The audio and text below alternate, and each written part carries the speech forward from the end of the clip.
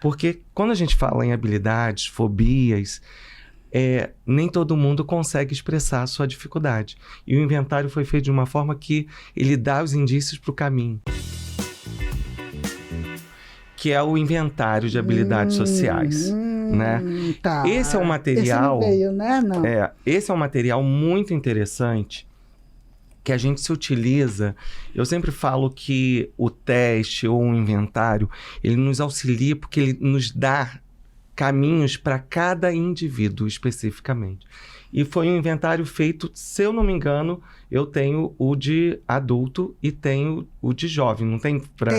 Tem o ISA. Não é? Nós no consultório a gente tem. Logo que você lançou, a gente adquiriu lá no consultório. E ele é muito bacana. Eu queria que você falasse um pouquinho sobre ele, porque nos ajuda muito a chegar direto naquele indivíduo, nas dificuldades dele. Porque quando a gente fala em habilidades, fobias, nem todo mundo consegue expressar a sua dificuldade.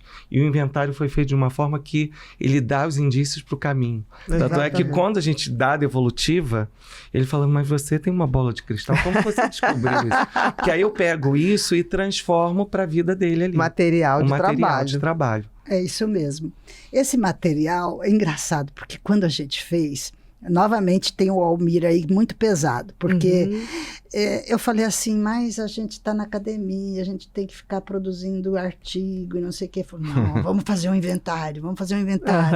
Falei, tá bom, então vamos fazer um inventário. Dá muito trabalho fazer um inventário. Imagino. Porque não só você tem que criar os itens, como você tem que fazer toda uma análise psicométrica para ver se ele é válido, confiável. Se ele é aplicável. Criar as normas para depois a pessoa ser comparada às normas por idade, por sexo, etc, etc. E nós fizemos, essa daí já é a segunda edição, né? Já foi atualizado em termos de normas, inclusive, porque ele era somente para 25 anos, até 25. Aí lá pelas tantas a gente descobriu que tinha gente usando era 18 a 25 anos. Tinha gente usando para 17 anos, para 15 anos, para 12 anos. Eu falei, gente... Não está validado. Tem alguma coisa errada aqui. Ou outros para 60 anos. Eu falei, peraí. Então, vamos pelo menos... Aí a gente investiu no de adolescente, a gente investiu no multimídia para criança, que eu falei, e a gente investiu nesse daí até 60 anos. Que legal. E detalhe, nós temos o de idoso, de 60 anos para cima também. Ah, é? Então, o de 60, só que o de 60 não está na forma de manual ainda. Só tem, assim, os estudos psicométricos, o material está com a gente. E esse material caiu no gosto, realmente. As pessoas parece que atendeu uma necessidade geral. Nos ajuda muito. Isso que você está falando, a gente sentiu também. É fantástico. Não só os clínicos, as pessoas que trabalham com habilidades sociais, mas também no contexto organizacional. Também. Impressionante para a seleção, para as pessoas começaram a utilizar. E foi um material que a gente usa muito, sabe para quê? Quando nós fazemos um programa de habilidades sociais, nós queremos monitorar o impacto dele. Então, nós avaliamos antes, avaliamos às vezes até durante também, e avaliamos depois, às vezes até muito tempo depois, para ver se manteve tudo aquilo que as pessoas aprenderam. Então, é um material muito útil para a gente, para isso também. O que mais você quer saber? Não, fantástico. A gente está falando disso porque é um instrumento muito, muito útil.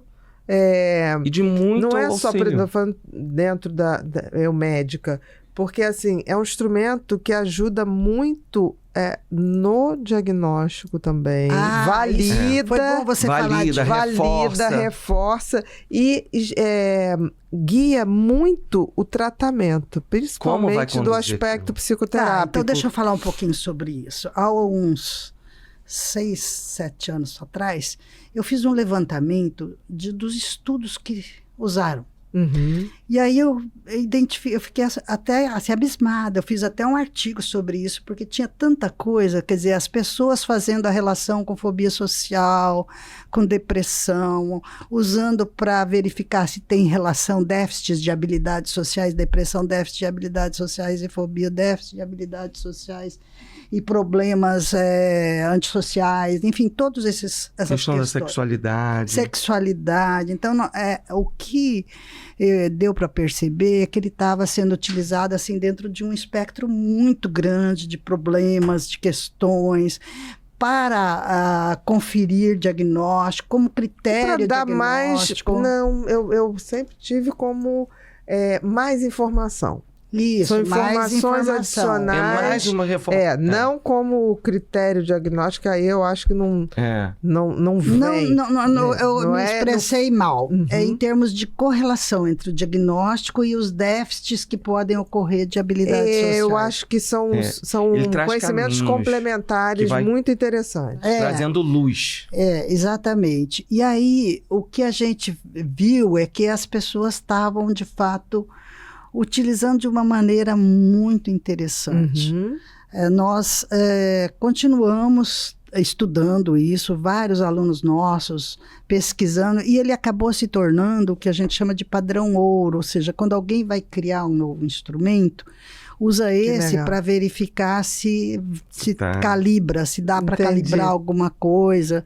Então, tudo isso trouxe assim, para a gente a certeza de que esse era um bom instrumento, um instrumento que valia a pena divulgar bastante. Foi a partir disso que a gente começou a pensar também no de adolescente, no de idoso.